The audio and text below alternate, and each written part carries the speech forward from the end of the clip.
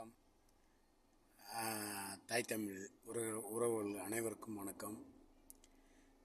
இன்றைக்கி என்னென்னா, அண்ணன் சீமானோட காணொளி ஒன்று என்னோட கண்ணில் பட்டுச்சு.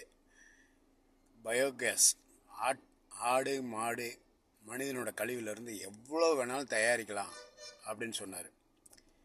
இப்போ இந்த போர் நடந்துகிட்ருக்கு. கேஸ் தட்டுப்பாடு இப்போவே ஆரம்பிச்சிருச்சு.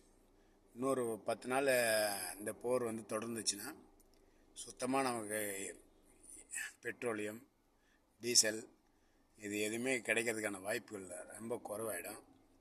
இப்போ தான் அண்ணனோட இது நமக்கு அந்த காணொளி படும்போது அண்ணன் எவ்வளோ தற்சார்பு பொருளாதாரத்தை பற்றி எவ்வளோ சொல்கிறாரு. இது கேட்குறதுக்கு மக்கள் ரெடியாக இல்லை.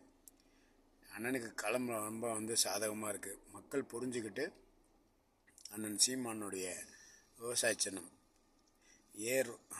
ஏர் உழவு சின்னத்தை நீங்கள் பார்த்து வாக்களிச்சிங்கன்னா நல்லாயிருக்கும். இது என்னோடய தாழ்மையான வேண்டுகோள். தற்சார்பு பொருளாதாரம் என்னென்னு இப்போ தான் நமக்கு புரிய வருது. அண்ணன் ஒருவரையும் சொல்லிகிட்டே இருக்கார். நம்ம தான் புரிஞ்சிக்க மாட்டேன்றோம். மக்கள் புரிஞ்சுக்கிட்டால் நம்ம நல்லது. இப்போ காசு நிறையா இருக்குது கையில், சாப்பிட முடியுமா? அதுதான். இது மட்டும் இல்லை, ஒன்றுக்கு ஒன்று செயின். உலகத்தில் எல்லாமே எல்லாமே தேவையாக இருக்குது. யார்கிட்ட சண்டை போட்டுலாம் நின்றுட்டுருக்க முடியாது. நம்ம சிரித்தோம், துபாயில் நடக்குது, பாகிஸ்தான் நடக்குது, ஹாங்காங்கில் நடக்குது, இலங்கையில் நடக்குது அப்படின்னு. அமெரிக்கா, இதுக்கு எல்லாத்துக்கும் முக்கிய காரணம் அமெரிக்காக்காரன் தான். அது நல்லா தெரியும். அது நம்ம பேசி பிரயோஜனம் இல்லை. நம்மளை நம்ம காப்பாற்றிக்கணும்னா முதல்ல சோறு தண்ணி வேணும். சோறு தண்ணி இருந்தால் தான் எல்லாமே.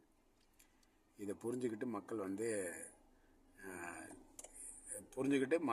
பார்த்து ஓட்டு போட்டு நமக்கு எது தேவைன்றதை முதல்ல புரிஞ்சுக்குங்க.